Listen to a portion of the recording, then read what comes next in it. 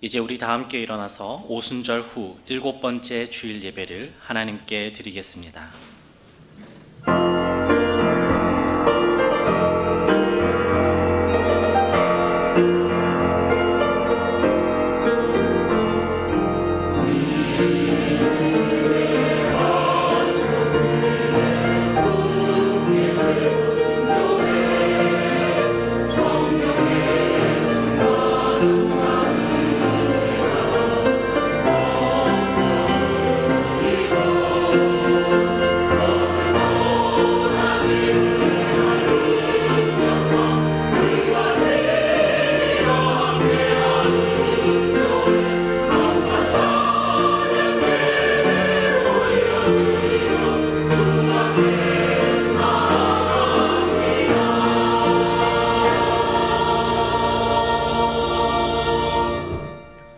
수고하고 무거운 짐진 자들아 다 내게로 오라. 내가 너희를 쉬게 하리라. 나는 마음이 온유하고 겸손하니 나의 멍에를 메고 내게 배우라. 그리하면 너희 마음이 쉼을 얻으리니 이는 내 멍에는 쉽고 내 짐은 가벼움이라 하시니라. 하나님은 영이시니 예배하는 자가 영과 진리로 예배할지니라. 선한 목자가 되셔서 택한 성도들을 생명의 길로 인도해 주시는 하나님, 저희가 세상에서 사는 동안에는 부족함이 없이 채워주시고 오늘은 거룩한 주일을 맞이하여 말씀의 꼴이 넘쳐나는 푸른 초장 성전으로 인도하여 주시고 평안과 안식을 누리게 하시니 참으로 감사를 드립니다. 간구하오니 예배하는 우리의 입술을 열어주셔서 즐겁게 하나님을 찬양하게 하시고 귀를 기울여 진리의 말씀을 듣게 하시고 온전히 하나님만 영광을 돌리는 복된 시간이 되게 하여 주옵소서. 모든 것을 주님께 의지하오며 예배의 주관자가 되시는 예수님의 이름으로 기원하옵나이다. 아멘. 나는 전능하신 아버지 하나님 천지의 창조주를 믿습니다. 나는 그의 유일하신 아들 우리 주 예수 그리스도를 믿습니다. 그는 성령으로 잉태되어 동정녀 마리아에게서 나시고 본디오 빌라도에게 고난을 받아 십자가에 못 박혀 죽으시고 장사된 지 사흘 만에 죽은 자 가운데서 다시 살아나셨으며 하늘에 오르시어 전능하신 아버지 하나님 우편에 앉아 계시다가 거기로부터 살아있는 자와 죽은 자를 심판하러 오십니다. 나는 성령을 믿으며 거룩한 공교회와 성도의 교제와 죄를 용서받는 것과 몸의 부활과 영생을 믿습니다. 아멘.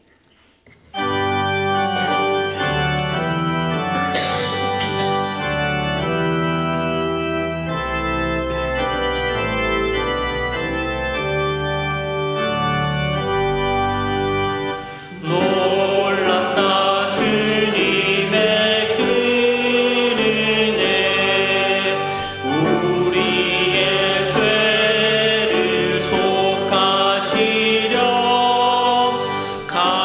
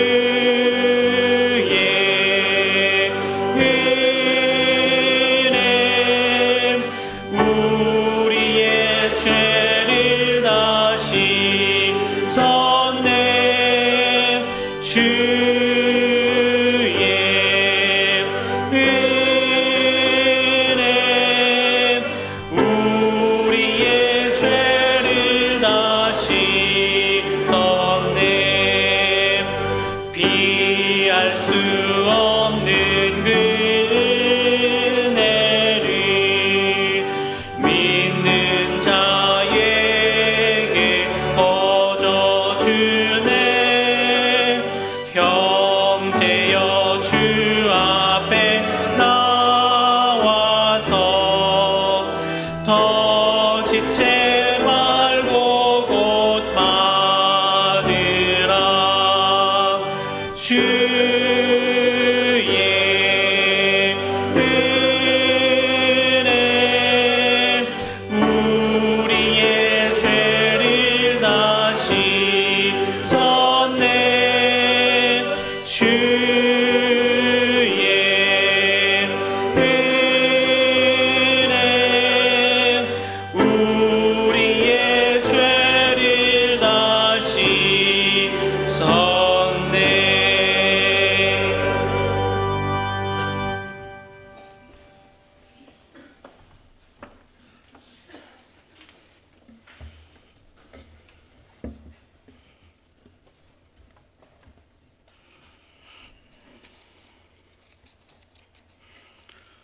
하늘과 땅과 바다와 물들의 근원을 만드신 만군의 왕이시여 만주의 주이신 하나님께 경배드리며 존귀와 영광 찬양을 드리옵나이다. 오늘날 지난날 우리 조상들은 하나님을 알지 못하고 사람의 윤리와 선악의 기준, 사람이 만든 공의, 정의, 진리에 사로잡혀 사람이 테두리 안에서만 살 수밖에 없는 죄인이어서 암흑세계에서 살아가던 버림받은 이방인이었으나 우리를 선택하시고 구원하시려고 하기 위해서 십자가에서 우리 죄값을 치르셨으니 그 은혜가 크고 참으로 놀랍습니다. 선택받은 유대인들은 자기들이 구원할 메시아를 시기와 질투의 누님으로 예수님을 죽이고 거부하였기 때문에 베드로와 사도 바울과 여러 제자들을 아시아와 유럽 등 이방인들에게 복음을 전하여 주 예수 그리스도의 이름을 믿고 영접한 우리들을 구원하였으니 참으로 감사합니다. 과연 하나님은 만군의 하나님이시여 만왕의 왕이시며 만주의 주이십니다. 우리는 그리스도의 핏값으로 산 하나님의 종이지만 그리스도를 믿음으로 하나님의 백성이 되고 대제사장이 되었으니 오직 하나님만 예배하고 하나님의 말씀과 뜻대로만 사는 거룩한 백성이 되게 하여 주시옵소서. 과거에는 세상의 법과 진리의 가치로 살았더니 하나님 앞에 죄인이여 저주받은 인생이었지만 이 모든 것을 버리고 그리스도의 법을 따랐더니 하나님이 거룩한 백성이 되었습니다. 나를 버리고 하나님과 함께 사는 길이 거룩한 길이요 천국에는 그리스도 예수를 통하여 하나님과 예수님과 나와 하나가 되는 참으로 놀라운 길입니다. 그러나 저희는 내 뜻과 내 생각으로 사는 과거 죄인이었던 길을 여전히 걷고 있습니다. 늘 다니던 길이니 편하고 익숙하기 때문입니다. 우리는 하나님의 거룩한 백성이나 동시에 예수님의 핏값으로 사신 종입니다. 따라서 주께서 오라고 하면 오고 하지 말라 하시면 하지 말아야 하는 단순한 종입니다. 나귀도 그 주인의 구유를 안다 하였거늘 우리를 지으시고 부르시고 함께 하시는 하나님 뜻을 모르니 짐승만도 못한 존재였던 것이 저희 인생이었습니다. 주여 이제는 하나님을 알고 나를 알아사오니 나를 버리고 하나님만 알게 하여 주시옵소서. 주여 세상이 어지럽고 힘이 들어도 이제는 염려하지 말고 하나님이 이끄신 이대로 살고 주께서 주시는 참 평안으로 살게 하여 주시옵소서. 눈으로 보는 지옥 같은 이북의 동포들 구원하여 주시옵소서. 그들은 아픈 줄도 모르고 인권이 무엇인지도 모르고 배고픔 속에 사는 기계와 같다 하였습니다. 내 동포를 구원하여 주시옵소서. 세계 양대 진영의 전쟁이 그치고 무기를 거두어 주시고 모든 백성들이 일상으로 돌아가는 기쁨을 주시고 참 평화가 오게 하여 주시옵소서. 우리나라도 백성들이 양대 진영으로 나뉘어 갈등을 겪고 있습니다. 부끄러워할 줄 알고 철이 들게 하옵소서. 사역을 버리고 나를 바쳐 나라와 백성들을 위하여 섬기게 하여 주시옵소서. 어렵고 힘든 세월을 사는 동안 흔들리지 않게 하시고 고통에서 건져 주시옵소서. 믿음으로 인내로 드린 기도를 들으시고 모든 질병을 주께서 친히 고쳐주시고 어려움에서 건져내어 주시옵소서. 각 가정보다 드리는 기도에 응답하시고 그들이 아픈 문제를 해결하여 주시옵소서. 모든 성도들이 전도에 힘쓰고 이웃과 교회를 잘 섬기고 하나님을 기쁘시게 하고 거룩한 삶의 모습이 배어나오게 하여 주시옵소서. 하나님이 일꾼들에게 복을 주시고 여름학교와 청년부 수련을 통해 믿음이 더욱 성숙해지게 하여 주시옵소서. 당회를 거룩하게 하시고 아가페 찬양대에게 복을 주시옵소서. 담임 목사님을 축복하시고 건강하게 하시고 성령 충만하게 하시옵소서. 오늘 증거하실 말씀에 성령께서 함께 하시고 하나님이 크시고 거룩하시며 하나님 사랑이 증거되게 하시고 성도들은 변화받고 은혜와 기쁨으로 충만케 하시옵소서. 아가페 찬양대의 찬양으로 영광받아 주시옵소서. 거룩하신 주 예수님 이름으로 기도하옵나이다. 아멘.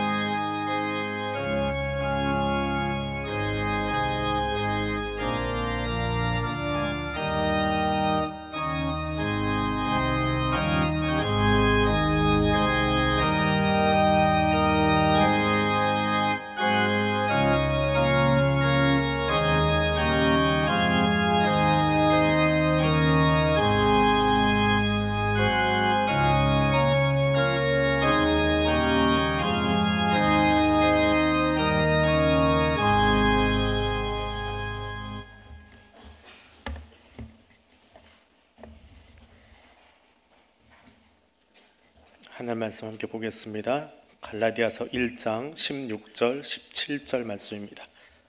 신약성경 302쪽에 있습니다. 갈라디아서 1장 16절 17절 말씀 제가 읽어드립니다.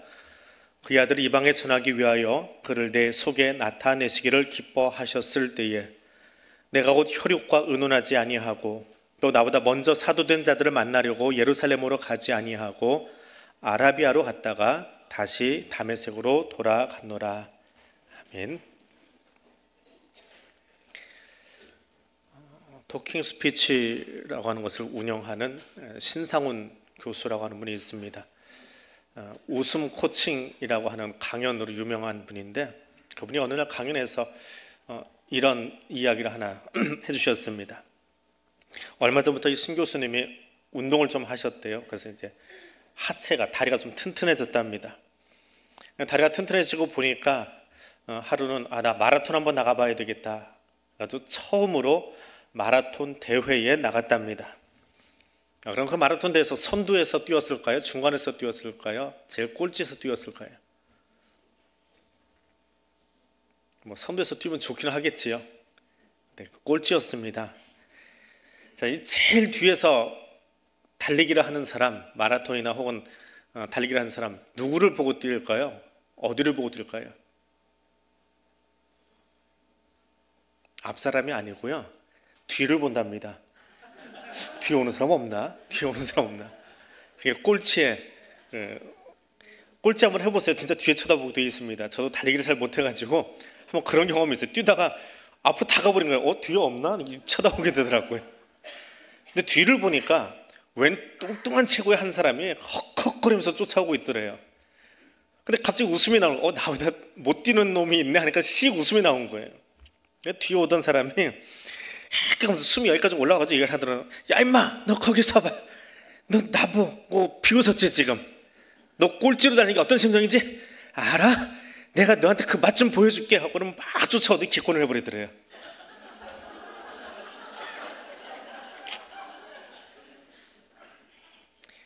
자, 근데 신 교수님의 그 다음 말이 참 재밌었습니다.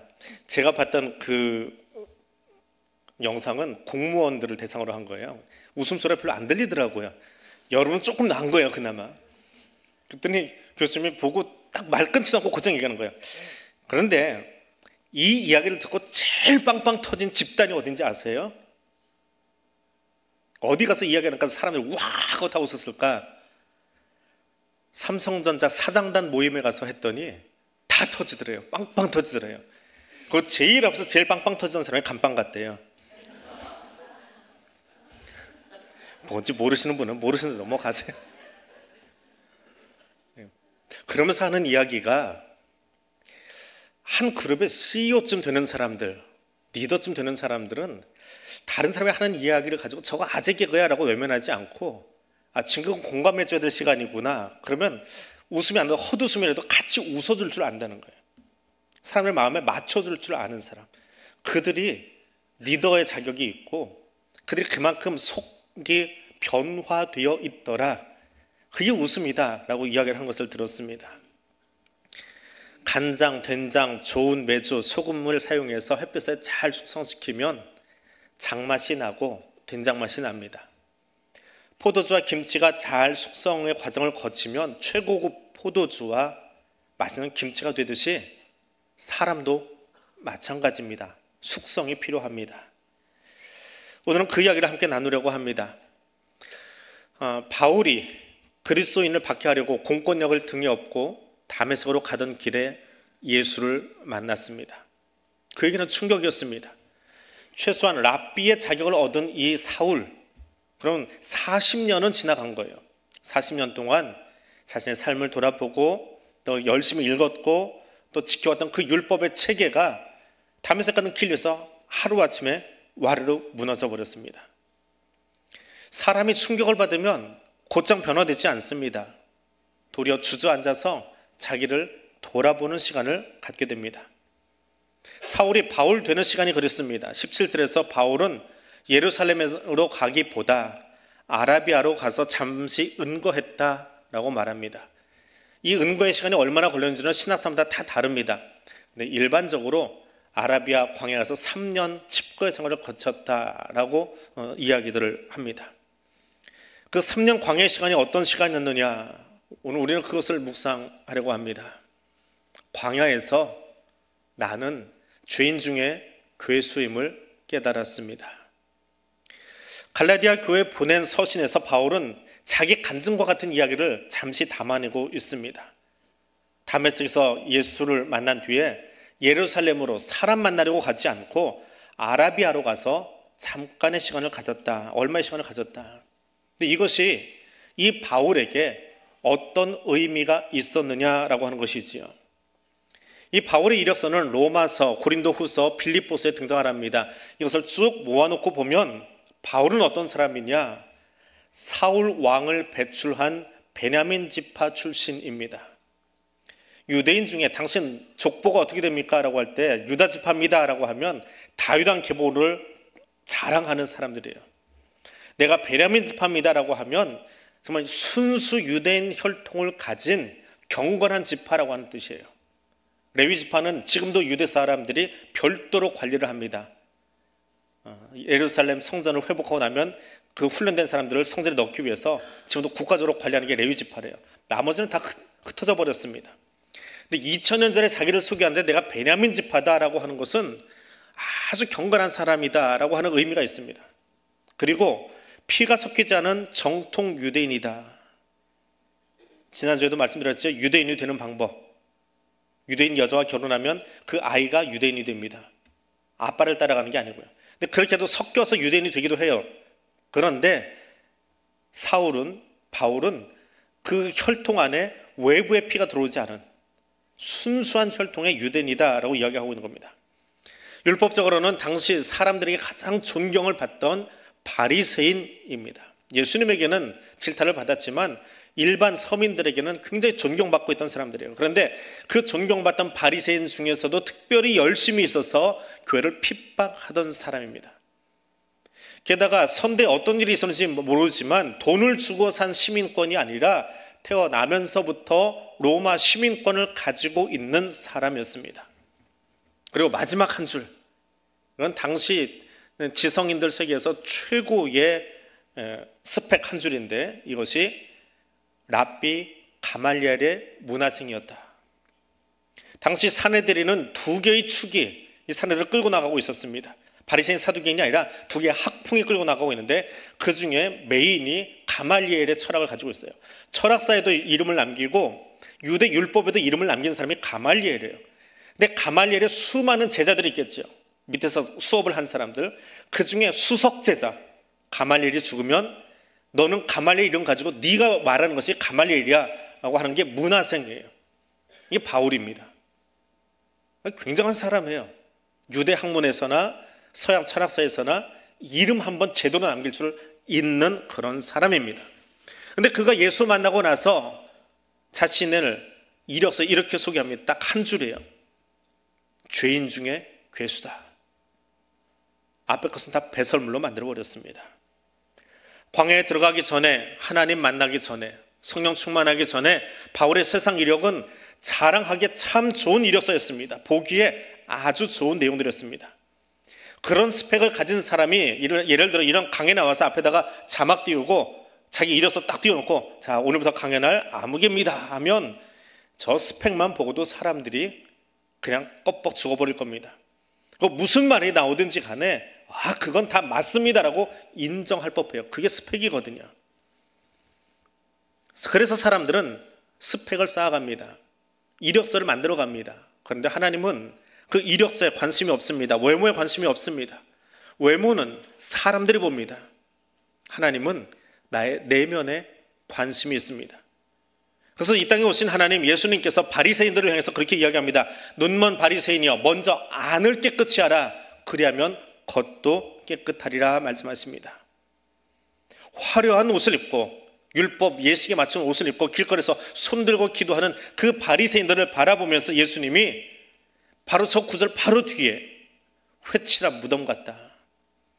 옷은 그럴싸하게 입고 있는데 그 안은 무덤이다. 죽었다라고 말합니다. 그리고 주님은 그 회칠한 무덤같이 살아가던 바리새인 중에 한 사람, 그 한 사람을 고르셨습니다. 그리고 그를 다메섹에서 만나십니다.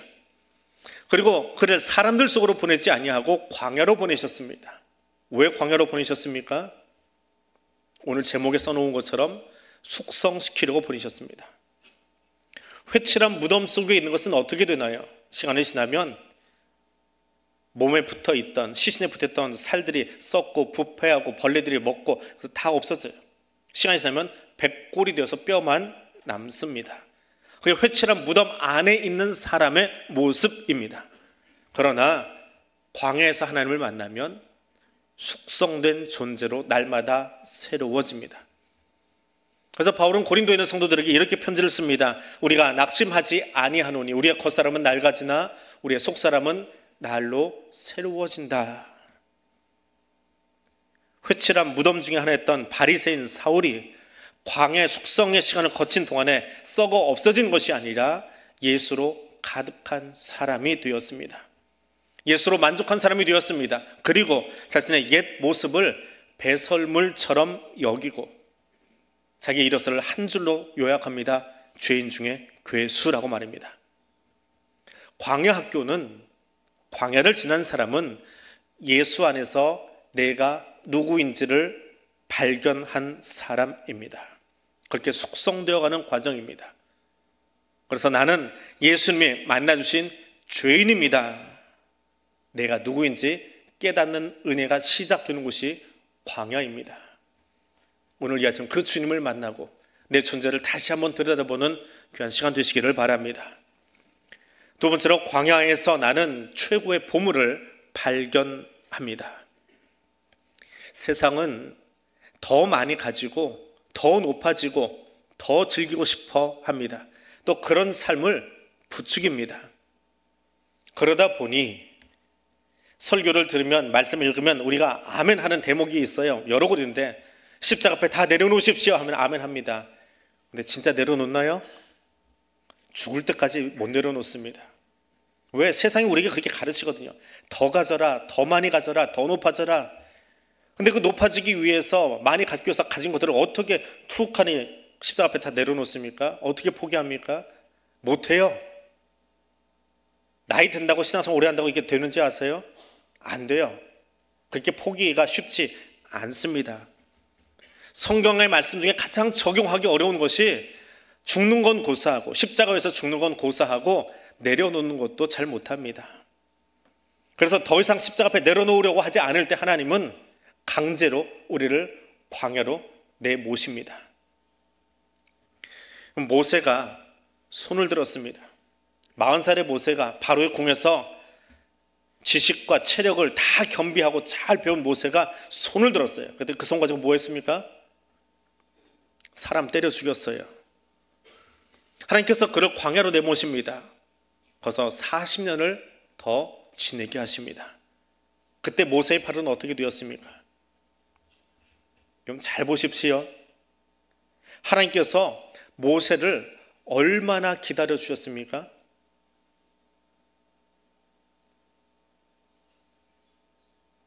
하나님이 얼마 만에 모세에게 이야기하셨습니까? 80년 걸렸지요. 80년 동안 하나님 침묵하셨어요. 그런데 하나님이 모세에게 80년 침묵하셨다고 모세를 외면하거나 무시한 겁니까? 아니요. 태어나자마자 물에 빠지지 않게 그를 건질 수 있도록 사람도 갖다 대주셨어요. 최고의 학문을 배울 수 있도록 바로 궁 안에 들어갈 수 있는 은혜를 베풀어 주셨어요. 바로 궁 안에 들어갔지만 어머니의 젖을 먹으며 살 수 있도록 유모로 옆에다 붙여주셨어요. 그에게 힘도 주셨고요. 왕자와 같은 자격도 주셨어요. 침묵하셨지만 침묵은 외면이 아닙니다. 하나님 우리에게 침묵하실 때가 있어요. 하나님 어디 계십니까? 라고 말하지만 어디 계시냐? 여러분 안에 계세요. 근데 하나님 일부러 침묵하고 계세요. 최고의 카운터 펀치를 날리려고요. 그 하나님의 80년 만에 모세에게 제일 처음 하신 말씀이 뭐예요? 그럼 80년 만에 내게 음성 들려주시려면 하나님 어떤 이야기 하실 것 같아요? 신발 벗어라.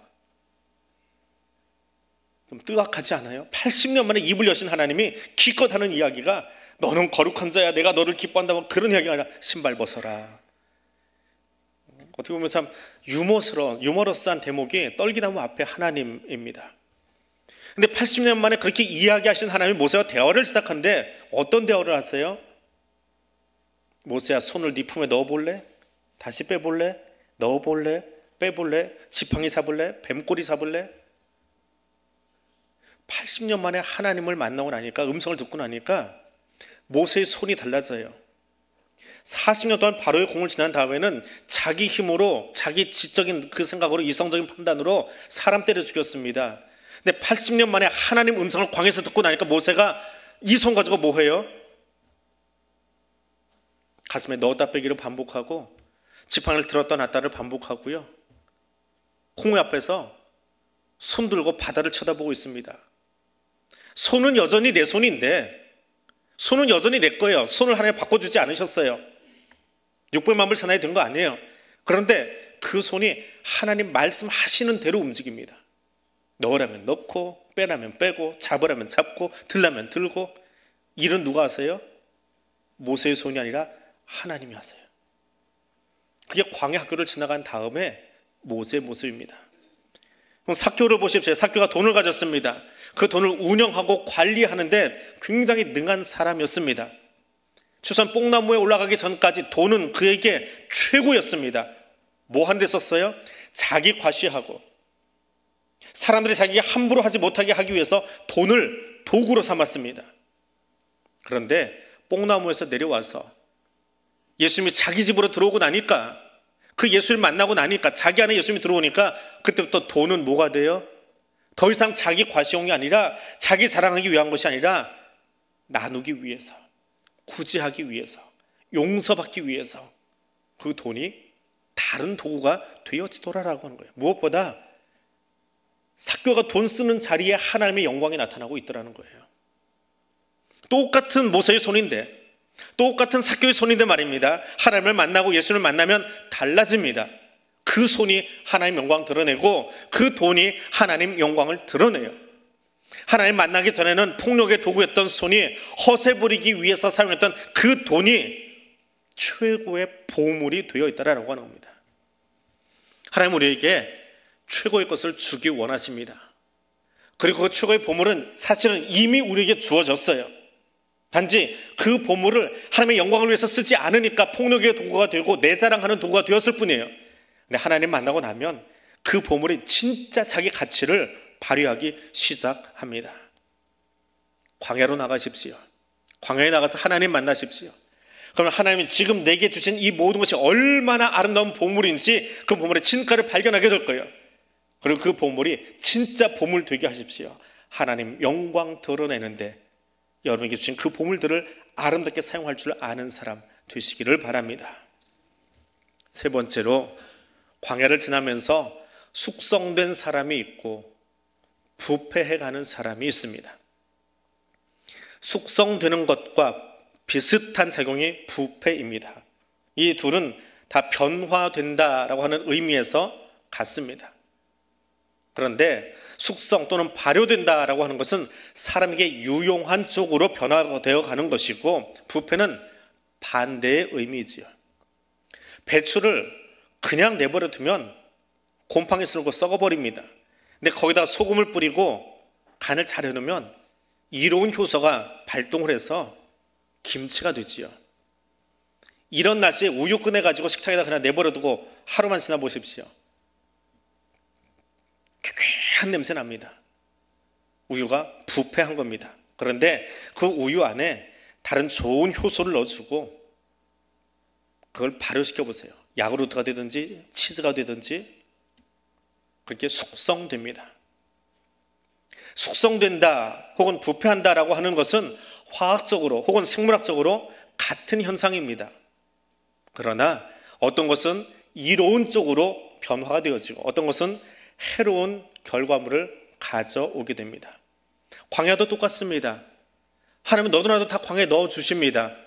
그 광야 훈련 학교를 지나가면서 훈련받게 하십니다. 그런데 고린도 전서 10장 1절 이하의 말씀을 보십시오.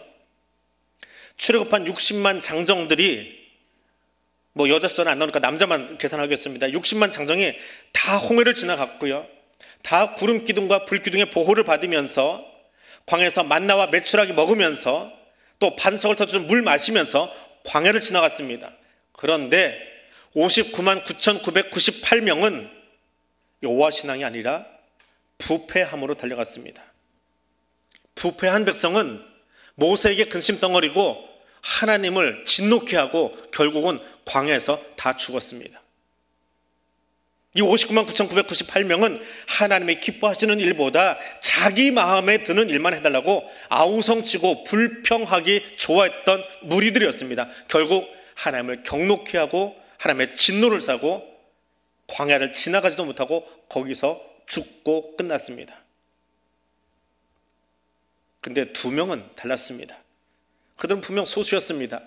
그들도 광야에서 푹 썩혔습니다. 근데 그 썩은 것이 죽음을 위한 것이 아니라 나는 죽고 여호와 신앙으로 무장하고 하나님의 마음을 자기들의 가슴에 새겼습니다. 이것이 비전이에요. 내가 기획하고 내가 꿈꾸고 내가 만드는 것이 비전이고 꿈이 아니라 하나님의 마음이 무엇인지를 내 가슴에 담아오는 거예요. 그리고 그것에 순종하는 거예요. 비록 똑같이 가나안 땅을 바라보고 그들은 장대 같고 나는 메뚜기 같아서 이러다 밟혀 죽지 뭐. 투덜투덜하다가 진짜 밟혀 죽어요. 땅속에 묻혀버려요. 그게 59만 9,998명이에요. 그런데 2명은 우리 메뚜기 맞아요. 쟤들은 장대 맞아요. 틀리지 않아요. 근데 저 장대 같은 거인을 무너뜨릴 건 메뚜기가 아니라 하나님이시거든요. 그 이야기를 내 가슴에 담는 거예요. 이게 비전이에요. 내가 하는 것이 아니라 하나님이 하신다라고 하는 것을 믿고 나는 그것을 보겠습니다.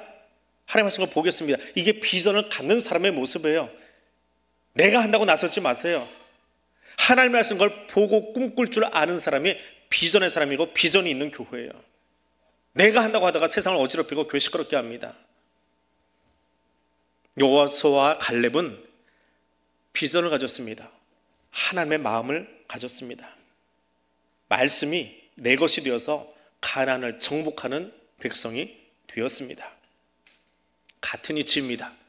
저도 여러분도 그리스도라고 하는 바위에서 나온 생수를 마시고 지금 광야 같은 세상을 지나가고 있습니다. 이스라엘 백성이 홍해를 지나갔다면 저와 여러분은 세례를 받고 물속을 통과한 백성들입니다. 그런데 지금 내 속사람은 부패해 가고 있습니까? 아니면 말씀의 효소를 가지고 숙성의 과정을 지나가고 있습니까? 이거 잘 확인할 수 있는 방법이 하나 있어요.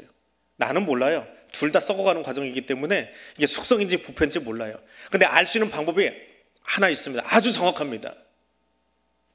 옆 사람 보면 돼요. 부패한 음식 옆에는 사람이 꼬이질 않습니다. 도망갑니다. 냄새나고요. 썩은 데 나서 그 옆에 있으면 불편해요. 그 사람과 같이 있는 게 힘들어요. 그래서 사람들이 다 물러나 버립니다. 그런데 숙성된 음식 옆에는요, 잘 숙성된 음식 옆에는요, 냄새 맡고 쫓아와요. 소문나서 쫓아와요. 그 옆에 있기를 좋아요. 너도 나도 그 사람과 어울리고 싶어 해요. 왜?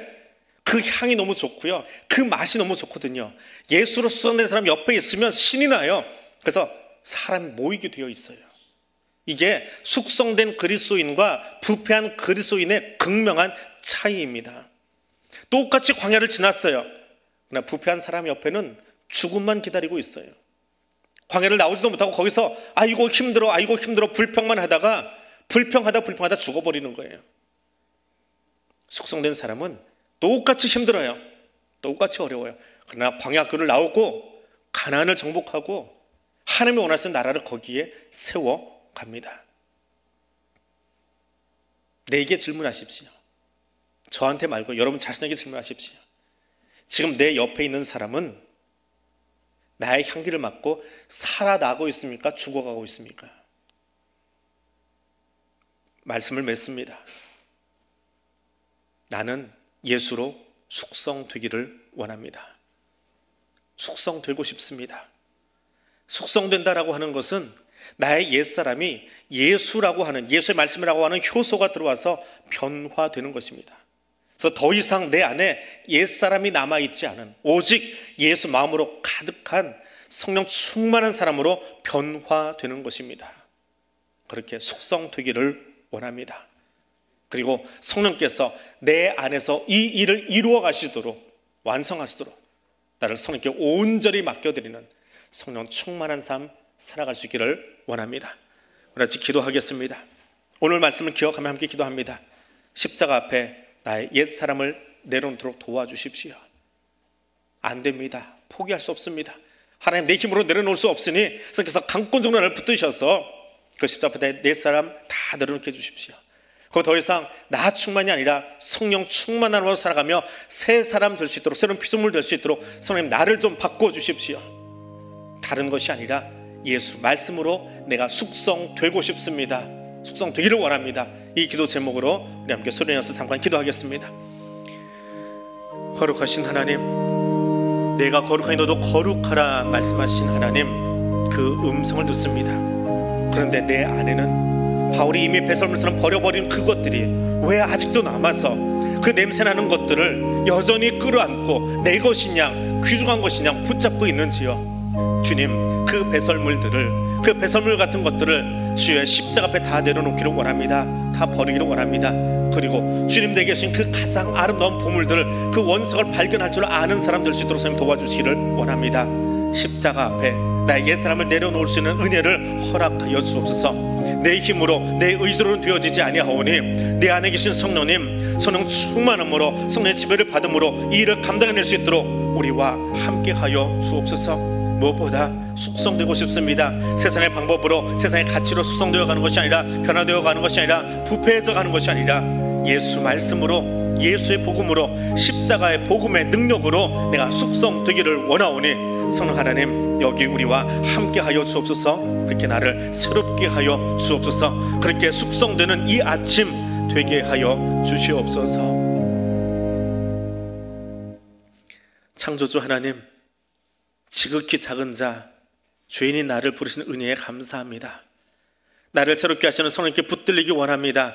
나로 하여금 광야를 지날 때에 내가 죄인임을 깨닫고 겸손하게 하시며 내게 주신 최고의 보물들을 발견하고 감사하게 하시고 손을 모은 우리를 여기 함께 예배하는 교회를 사용하셔서 오직 예수만 자랑하고 증거하는 삶 살게 하옵소서.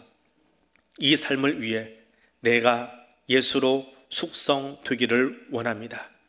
예수님 이름으로 기도드립니다. 아멘.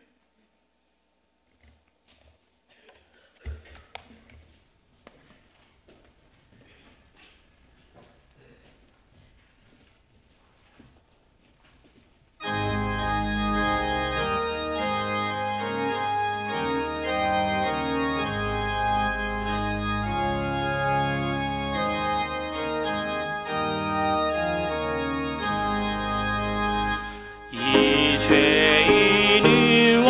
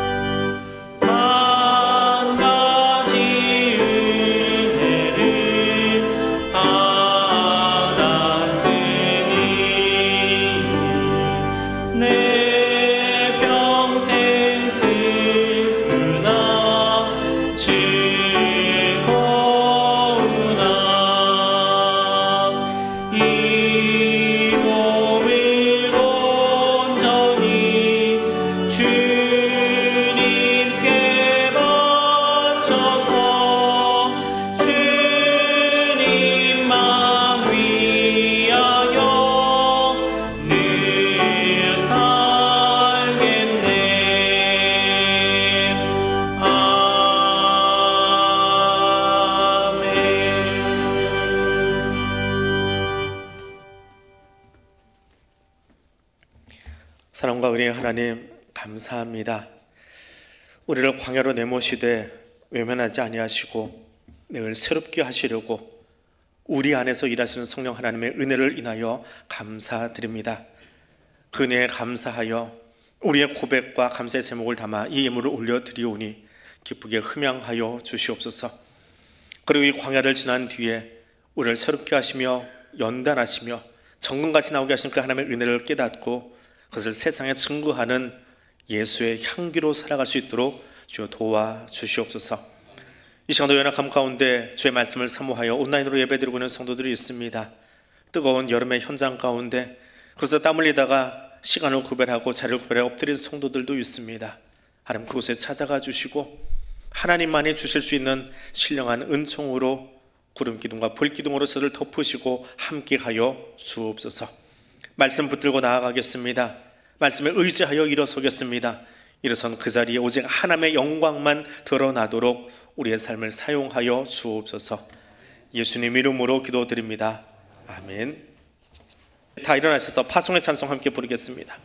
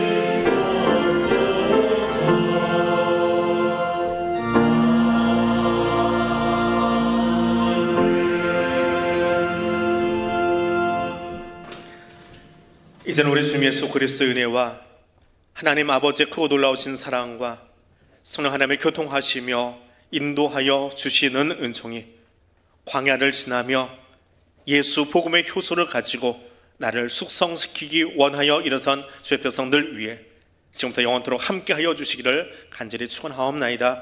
아멘.